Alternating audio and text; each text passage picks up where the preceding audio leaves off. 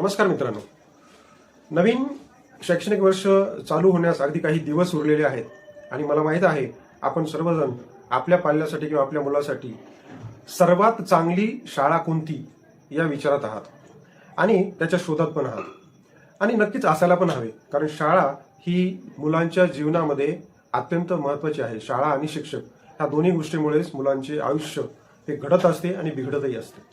त्याच्यामुळे हा जो निर्णय आहे शाळा निवड, या बाबतीत मी तुम्हाला काही महत्त्वाचे पॉइंट सांगणार आहेत जेणेकरून तुम्हाला शाळा निवडण्यासाठी मदत होऊ शकेल. काही लोक असे म्हणतात की शाळा ही घराच्या जवळ असावी. मला या गोष्टीस अगदी कम्प्लीट विरोध आहे. त्याचं कारण असं की आपण जेव्हा न्यूजपेपरमध्ये बघतो वाचतो की कलेक्टर झालेला माणूस पूर्वी नदी नाले ओलांडून जात असतो किंवा बऱ्याच अडचणीतून प्रवास करून शाळेत जात असतात काही मुलं, तर तीच मोठी झाल्यावर मोठ्या पदाला पोचलेली आपण ऐकतो.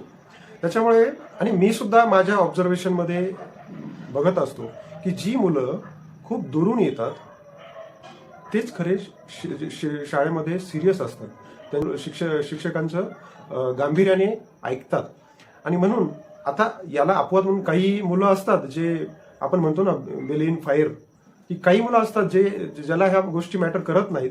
पण सामान्यतः आपण जनरल सर्वे किंवा जनरल ऑब्झर्वेशन जर बघितलं तर शाळेत जाताना लागणारा वेळ हा त्यांना लक्षात आणून देणारा हवा की आपण कुठे जात आहोत, कारण ह्या गोष्टी त्यांना मॅटर करतात. आपण एवढा प्रवास, अर्धा एक तासाचा जो प्रवास करतो, आपण कशासाठी करतोय? तर शाळेत शिक्षणासाठी करतोय. ह्या गोष्टी त्यांना जेव्हा लक्षात येतील तेव्हा ते शिक्षणाच्या बाबतीत गांभीर्याने विचार करतील किंवा ते शिक्षकाचं म्हणणं गांभीर्याने ऐकतील आणि अभ्यास करतील. म्हणून अंतर तुमच्या घराचं आणि शाळेचं हे शाळा निवडताना अजिबात विचार करण्याजोगं नाही असं मला वाटतं. म्हणून मी काही तुम्हाला पॉईंट सांगतोय, 6 पॉईंट मी फक्त सांगतोय तुम्हाला. किती? 6.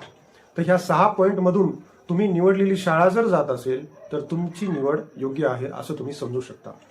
तर आपण व्हिडिओ चालू करत आहोत त्याच्यापूर्वी जस्ट माझं प्रस्तावना देतो माझी की माझं नाव नानासाहेब कुलकर्णी. मी शिक्षण विभागामध्ये मागच्या 10 वर्षापासून काम करतो आहे आणि माझ्या जे काही नॉलेज किंवा माहिती आहे त्यानुसार मी माझे ही 6 मुद्दे मी तुमच्यासमोर मांडतो आहे. अर्थात त्यातल्या काही गोष्टी तुम्हाला आवडल्या नाहीत तर तुम्ही मला प्रतिप्रश्न कमेंटमध्ये टाकू शकता, ज्याला मी उत्तर देण्याचा पण प्रयत्न करेन. आणि जस्ट माझा हा जो यूट्यूब व्हिडिओ आहे त्याच्यामध्ये तुम्ही लाईक आणि सबस्क्रिप्शन करून मला जस्ट प्रोत्साहन द्यावं, ही एक विनंती.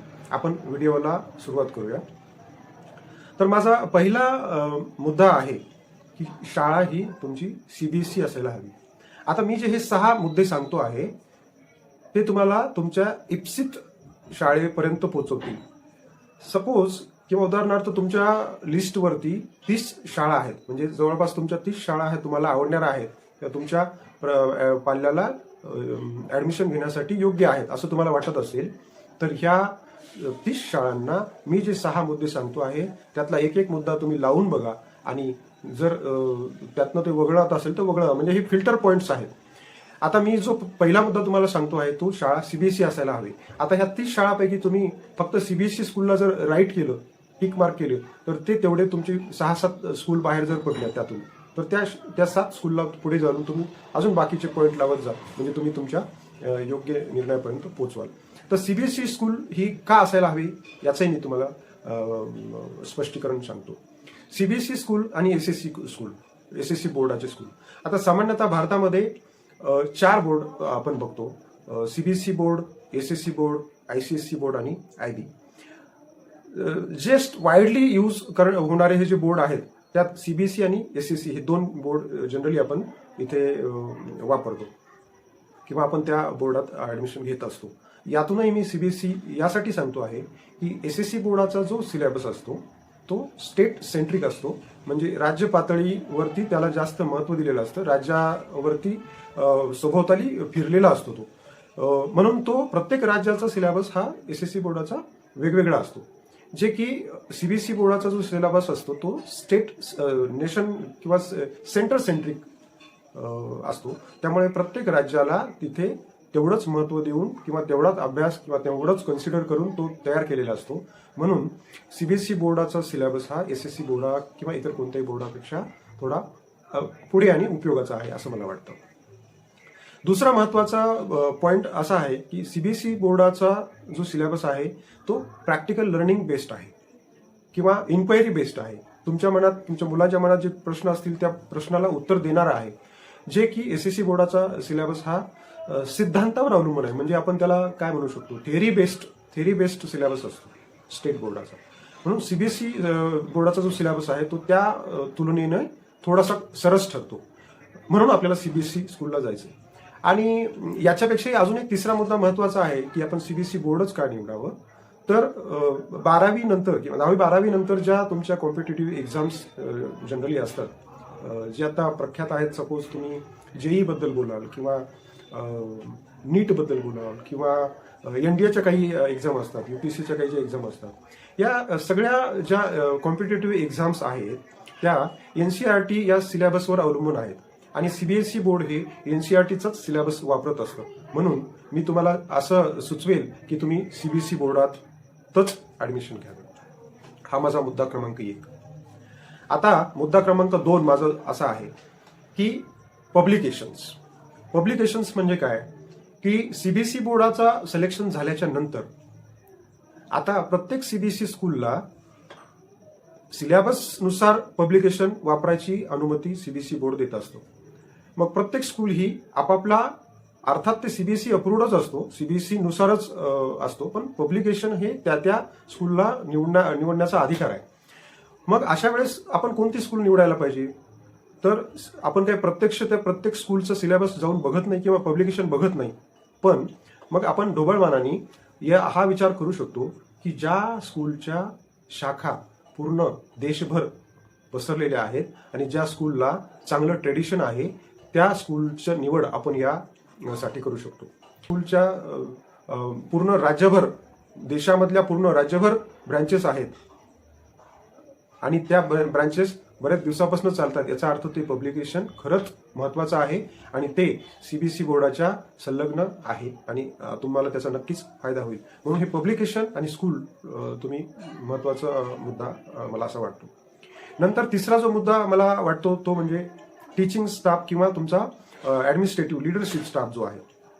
तुम्ही शाळेची इन्क्वायरी करताना जेव्हा शाळेला व्हिजिट करता तेव्हा तिथे जे टीचिंग स्टाफ आहे, कारण टीचर्स हाच मेन मुळात तुमच्या शिक्षणाचा मूळ गाभा आहे. त्या शाळेचे जर शिक्षक योग्य शिकलेले बीएड असतील, एक्सपिरियन्स्ड असतील, तर त्या शाळेच्या शिक्षकांचा त्यांच्या विषयावरती कमांड असेल, तर आपण त्या शाळेचा विचार करू शकतो. आणि फक्त शाळेचे शिक्षक हे, आता कोणत्याही शाळेचा शिक्षक हा हुशारच असतो, तो शिकवतच असतो, तो त्याच्या परीने मेहनत घेतच असतो, पण दिलेल्या सिलेबसनुसार किंवा दिलेल्या पब्लिकेशननुसार आपण त्या मुलांचा अभ्यास पुढे कसा न्यायचा याच्यासाठी एक ट्रेनिंग हा भाग असतो. आणि ती शाळा त्या शिक्षकांना ती ट्रेनिंग तशी देते का, मंथली देते का क्वार्टरली देते, ह्या गोष्टी सगळ्या बघणं आवश्यक आहे. कारण शिक्षकांच्या ट्रेनिंग होणं आवश्यक आहे. म्हणून शिक्षकांचे ट्रेनिंग आणि टीचिंग स्टाफ हा तुम्ही मुद्दा आहे जो तुम्ही चेक करायला पाहिजे, तुम्ही बघायला पाहिजे. त्याच्यासोबत ते लिडरशिप स्टाफ याच्यासाठी म्हणतोय की तुम्हाला जे कॉर्डिनेशन ठेवायचं आहे शाळेशी ते तुमच्या ॲडमिनिस्ट्रेटिव्ह किंवा लिडरशिप स्टाफशी ठेवायचं आहे. तोही तुमचं वन वे कम्युनिकेशन असू नये, 2 वे कम्युनिकेशन होणारा असा स्टाफ असला पाहिजे. तो तुमच्या बोलण्याला ऐकून घेणारा असला पाहिजे, तो तुमच्या म्हणण्याला महत्त्व देणारा असला पाहिजे. किंवा तिसरा मुद्दा माझा टीचर्स आणि लिडरशिप स्टाफ होता. चौथा आहे आणि महत्त्वाचा आहे तो म्हणजे शाळेचे इन्फ्रास्ट्रक्चर. आता इन्फ्रास्ट्रक्चर हा भाग अत्यंत महत्त्वाचा आहे आणि खूप मोठा परीघ असणार आहे. कारण इन्फ्रास्ट्रक्चरमध्ये तुमच्या शाळेतल्या एंट्री गेटपासनं त्या पूर्ण शाळेच्या प्रिमायसेसमध्ये ज्या गोष्टी येतात त्या सगळ्या भाग म्हणजे इन्फ्रास्ट्रक्चर. शाळेमध्ये एंट्री केल्याबरोबर तुम्हाला जे पॉझिटिव्ह एनर्जी येते तो तुमच्या इन्फ्रास्ट्रक्चरचा इम्पॅक्ट असतो. तर अशी शाळा निवडा ज्या शाळेमध्ये विद्यार्थ्यांना बसण्यासाठी पूरक फर्निचर आणि त्यांना अनुरूप असणाऱ्या बाकीच्या गोष्टी सर्व सोयीसुविधा आहेत. उदाहरणार्थ जर झालं तर इन्फ्रास्ट्रक्चरची लिस्ट खूप मोठी असेल. मी थोडक्यात सांगतो. इन्फ्रास्ट्रक्चरमध्ये मुलांना बसण्यासाठी डेस्क, चेअर योग्य आहेत का, त्यात हवेशीर वातावरण असणारं किंवा खिडक्या असणाऱ्या वर्गखोल्या आहेत का, त्यात तुमच्या प्रकाशाची व्यवस्था व्यवस्थित आहे का, त्यात फॅन्स आहेत का, त्यात प्रोजेक्टर बसवलेला आहे का, त्यात व्हिज्युलायझर जे एखाद्या मुलांची वही सगळ्या मुलांना जर दाखवायची असेल तर त्याच्यासाठी व्हिज्युलायझर आहे का, इंटरनेट असणारं कम्प्युटर त्यात आहे का, ह्या गोष्टी आहेतच. त्याच्याचबरोबर इतरही सोयीसुविधामध्ये तुमच्या मुलांच्या इंटरव्हलमध्ये वॉशरूमची व्यवस्था व्यवस्थित आहे का, पिण्याच्या पाण्याची व्यवस्था आहे का, कॅन्टीनची सुविधा आहे का, याच्याबरोबरच पूरक असणारे अभ्यासक्रमाशी पूरक असणारे सायन्स लॅब असेल, आर्ट अँड क्राफ्टची रूम असेल, म्युझिक रूम असेल किंवा कम्प्युटर लॅब असेल, लायब्ररी असेल, या सगळ्या गोष्टी या इन्फ्रास्ट्रक्चर याच्यामध्ये येतात. आता नवीन आलेल्या अभ्यासक्रमानुसार किंवा आधुनिक जे अभ्यासक्रम आपण त्याला रोबोटिक्स किंवा AI बेस्ड शिक्षण म्हणून, तर ते AI बेस्ड किंवा इनोव्हेटिव्ह लॅब तुमच्या त्या शाळेमध्ये असणे आजकाल ही गरज आहे, ते पण तुम्ही बघितलं पाहिजे. म्हणून ह्या इन्फ्रास्ट्रक्चर जर शाळेमध्ये असेल तर ती शाळा तुम्ही निवडू शकता. ज्या शाळेमध्ये मुलांना फिरण्यासाठी किंवा कॉरिडॉरमध्ये फिरताना कंजेस्टेड होतं, बसताना कंजेस्टेड होतं, एका वर्गामध्ये 50च्या वर मुलं आहेत, 60च्या वर मुलं आहेत, अशा मुलांवर एक शिक्षक त्या याच्यामध्ये वैयक्तिक लक्ष देऊच शकत नाही. अशा पद्धतीने तुम्ही तो इन्फ्रास्ट्रक्चरचा भाग सुद्धा जेव्हा जाल तेव्हा तपासला पाहिजे. 5वा मुद्दा आहे इतर अभ्यासक्रम, ज्याला आपण एक्स्ट्रा कॅरिक्युलम ऍक्टिव्हिटीज इंग्लिशमध्ये म्हणतो. तर इतर अभ्यासक्रमामध्ये आपण मुलांना किंवा त्या शाळेमध्ये इतर अभ्यासक्रमामध्ये आर्ट अँड क्राफ्ट किंवा म्युझिक टीचर आहे का, रोबोटिक्सचा AI साठी एखादा टीचर आहे का, किंवा तुमच्या शाळेमध्ये स्पोर्ट टीचर आहे का, या शाळेच्या जे स्पोर्ट टीचर आहेत हे त्या खेळाशी संबंधित ते त्यांना शिक्षण देतात का, किंवा चित्रकलेचा शिक्षक असेल तर त्यांना ते एलिमेंटरी इंटरमिजिएटसाठी प्रोत्साहित करतात का, ह्या सगळ्या गोष्टी आहेत. इतरही काही कॉम्पिटेटिव्ह एक्झाम असतात मित्रांनो, ज्या शाळेमधूनच प्रोत्साहित होतात जनरली, जसं की होमी भाभा असेल किंवा इतर काही स्कॉलरशिपचे एक्झाम असतील, त्यालाही प्रोत्साहन शाळेने देणं आवश्यक आहे, कारण ती आता काळाची गरज आहे. याच्याबरोबर वैदिक मॅथ हे पण आता नवीन आलेलं आहे, ते पण तुमच्या शाळेमध्ये आहे का, ह्या गोष्टी तुम्ही इतर अभ्यासक्रमामध्ये कव्हर होतात का बघितलं पाहिजे आणि तुम्ही याचाही विचार करायला पाहिजे. आणि सगळ्यात शेवटचा आणि 6वा मुद्दा असा आहे की सुरक्षितता आणि संरक्षण. आपण आपला मुलगा किंवा मुलगी जेव्हा शाळेमध्ये पाठवतो तेव्हा शाळा म्हणजे हे फक्त एखादं बिल्डिंग नसून ते आपल्या मुलांचं एक दुसरं घरच आहे. तर त्या घरामध्ये, त्या दुसऱ्या घरामध्ये तो किती सुरक्षित आहे हे पण खूप महत्त्वाचं आहे. म्हणून शाळेमध्ये संरक्षण आणि सिक्युरिटीच्या गोष्टी आहेत का आणि त्या इम्प्लिमेंट होतात का हे आपण बघणं आवश्यक आहे. जसं की शाळेमध्ये पूर्ण क्लासेसमध्ये CCTV कॅमेरे, प्रिमायसेसमध्ये CCTV कॅमेरे, शाळेच्या गेटला सिक्युरिटी गार्ड्स, ह्या ज्या सुरक्षितच्या गोष्टी ह्या असणं आवश्यक आहे. त्याशिवाय शाळेमध्ये आपत्कालीन परिस्थिती हँडल करण्यासाठी ड्रिल होतात का, ज्याला आपण फायर ड्रिल म्हणतो, ह्या पण आवश्यक आहे. फायर ड्रिल होणे आवश्यक आहे. त्याच्यानंतर मेडिकल रूम आवश्यक आहे, इमर्जन्सीला मेडिकल रूम खूप आवश्यक आहे. तर ह्या गोष्टी ज्या सुरक्षितताच्या बाबतीत आहेत त्या तुम्ही कन्सिडर करायला हव्यात आणि शाळेची निवड ही करायला हवी. तर अगदी शॉर्टमध्ये ही मी तुम्हाला 6 पॉईंट सांगितले आहेत, ज्याचा तुम्ही एक करून त्या शाळेचा तुमच्या मुलासाठी विचार करू शकता आणि तुम्ही तुमच्या ॲडमिशन्स कन्फर्म करू शकता.